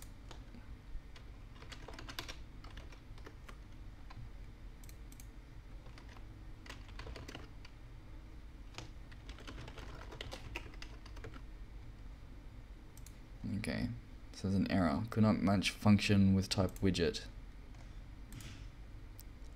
Where's that error coming in? What file is that? It is in... Oh, there's unused import. Okay, that's cool. And then in main. In main, it doesn't like main. Oh, right, because we have to give it like an initial value, right?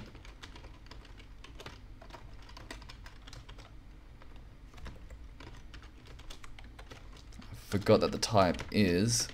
that there's initial value, so try this. And it's going to say doesn't like that there's no alt. There we go. So let's comment out that.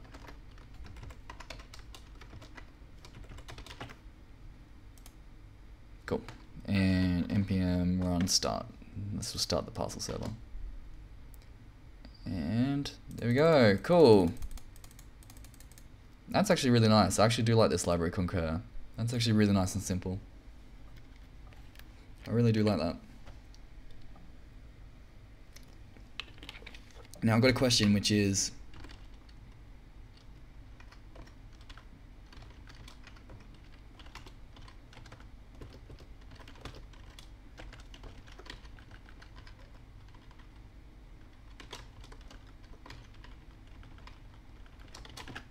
if I do this...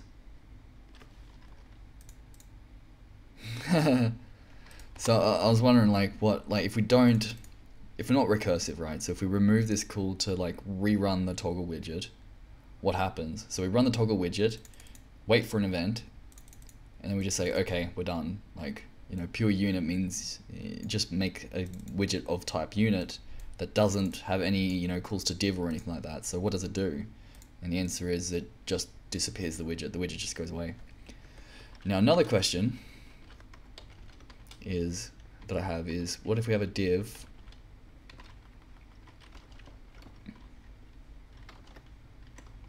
oops. It just has like, you know, hello. This one will have no events.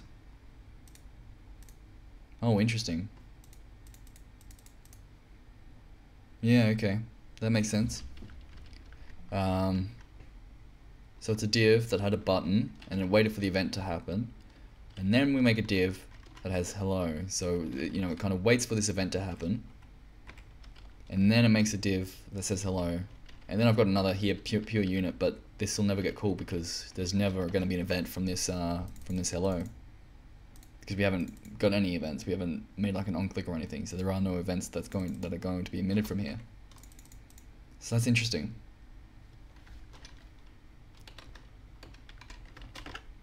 And this is the way to make it so it just, you know, loops forever. So that's interesting that you can kind of make like a state transitions just using bind.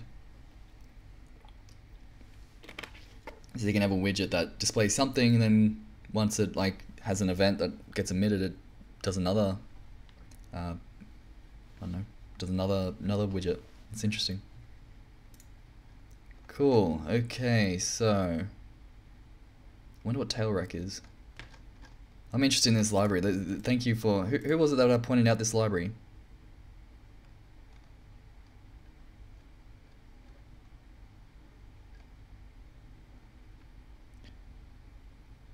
AJNSIT. Ajnsit. I'm sorry, that's an awful way to pronounce that, but thank you for recommending the PureScript Concur library. That's really cool. Okay, I'm just gonna look at. I was about about to finish the stream, saying I did say that I was going to finish the stream. Finish the stream at looking at this Concur library, but now I'm interested in tailrec. There was a file called tailrec. How many iterations to run at a time? Tailrec demo.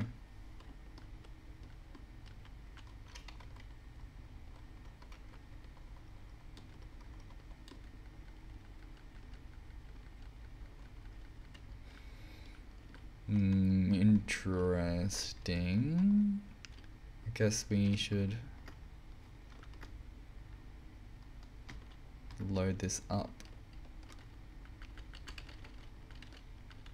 Tail recursion demo. Because I don't know what this is doing.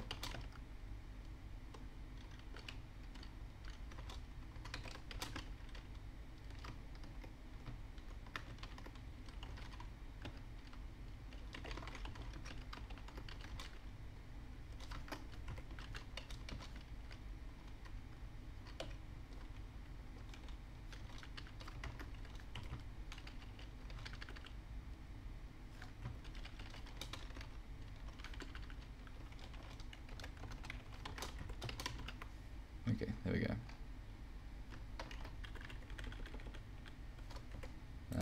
So what's it doing? Nothing?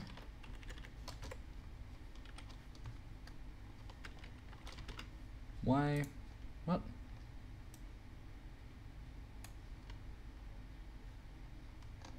It should do something more than that. It should say, clicking this button will perform something iterations via tail recursion.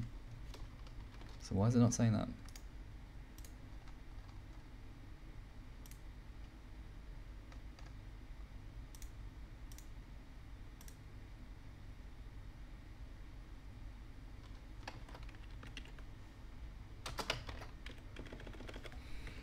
How do I get rid of this thing?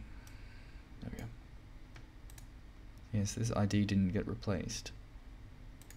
Well, didn't get inserted into. Why not?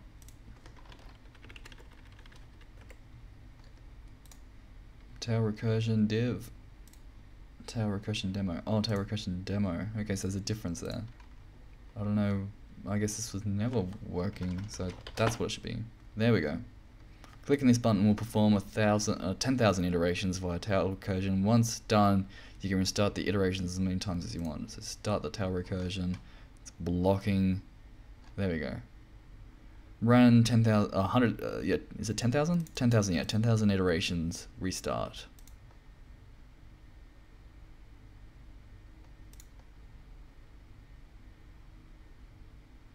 Okay. So it's just showing tail recursion. It's just running the widget over and over again, 10,000 times. For the first max iteration times, tailrec widget calls itself in a tight loop. This would blow the stack if it weren't for the pulse here. Okay.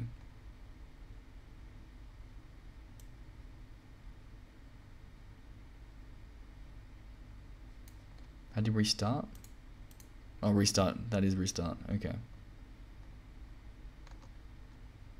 Okay, so it's going through, and then when it gets to 10,000 times, it's using this pulse thing. Okay, so it's just showing that you can iterate a lot with the widget, and you won't blow the stack. Okay.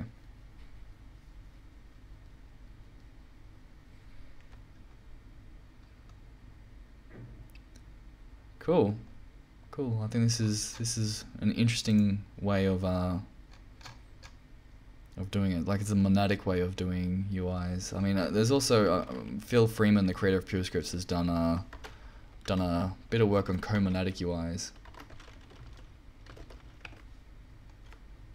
Here we go. He's like written a paper here, declarative UIs of the future. So he's done a bit of work on co-monadic UIs,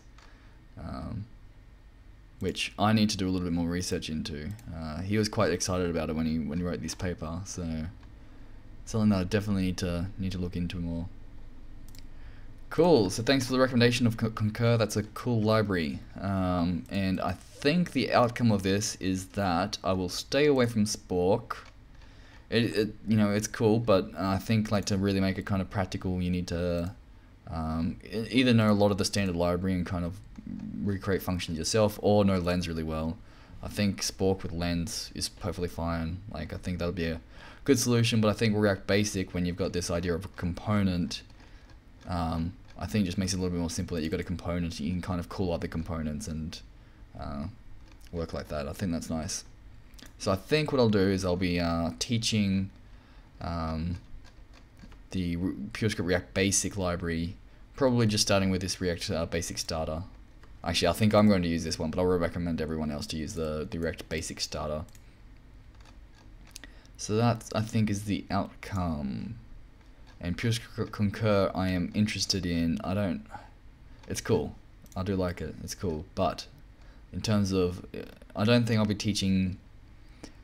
I think instead of teaching Monad, I'll prefer to teach around components, which is something familiar to the people that are on my team already, because they write React all day, every day. So I can explain.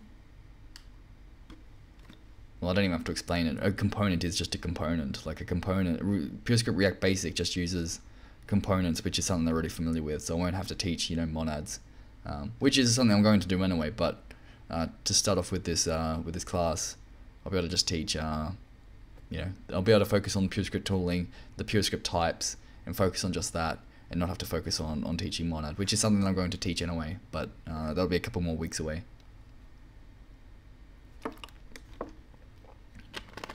Cool. Okay, so that's my stream on me playing around with PureScript, practicing for what I'm going to be teaching at work. Let me find another stream. Don't have to introduce the M word too fast. Yeah, I mean, it really only takes 2 days to introduce the M word, but we're not there yet. So, we'll get there though. We'll get there. So, I hate how Twitch has changed this tagging thing. So, there's software development. And then there's the programming tag. Trying to learn React. Anything to do with functional programming. Here we go, trading system enclosure. So we'll go with that one. I think we'll go with that one. Cool. Nobody streams FP? No, you do. If you were still streaming, we could go there, but... Ninja, we're not going to watch Ninja. Oh my god, Twitch. Programming is the other tag, right? There is a closure stream, so I think we'll be going to that one. Let me just make sure that there's nothing else. Anything typed FP would be a bit nicer, but we've got closure, I think. Okay, yes, we're going to the trading system enclosure. We're not hosting Ninja. We are. A mathematical way is streaming. Okay, we'll go with a mathematical way. Or are you just pointing out the videos? Ninja, stop! Oh my god, this is the worst experience.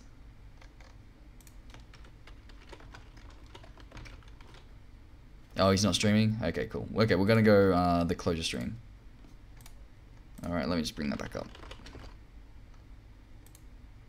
Oh, Mathematical Way is hosting me? Okay, cool. Okay. Closure. Actually, this is also closure. What's this one? SICP or Code Wars in closure. And this is... That doesn't look like closure. Let me click on this real quick. Yeah, JB55, I recommend watching him as well. Okay, this is something. We'll host this person, because I think we've hosted the other closure stream before, so we'll host this person. Link to name. I'm gonna host, or let's raid. Link to name. Alright, say hi to Link to name. Looks like he's gonna be in Russian. So Soding might be able to communicate to him, but I don't know if anyone else will. Thanks for coming into my first stream in India. Hopefully, you know, The reason why I haven't streamed for the last month and a half is because, you know, I've moved to India. I didn't really have a routine. Now I'm getting more into a routine, so hopefully I'll be able to stream more often now. I'm not gonna make any promises because I'm still kind of I've been traveling around a lot, and you know, it's been a big change coming to India. So yes, anyway, point is, hopefully I'll be able to stream more often. Hopefully I'll do something maybe this week, but you know, no promises. We'll see. It's gonna be a busy week, but we'll see. Cool. So say hi to Link to Name, and hopefully I'll see you soon. Hopefully I'll be streaming again soon, and hopefully what I want to get back to is doing more of the FP course. That's been highly requested. So yes, so I'll hopefully be able to get back to doing some more FP course soon. Let me know if the stream went well. I'll try and resize the screen for next time. I'm sorry that the resolution's so small. I know it's annoying. I'll fix that for next time. And yes, say hi to Link to Name, and I'll see you next time.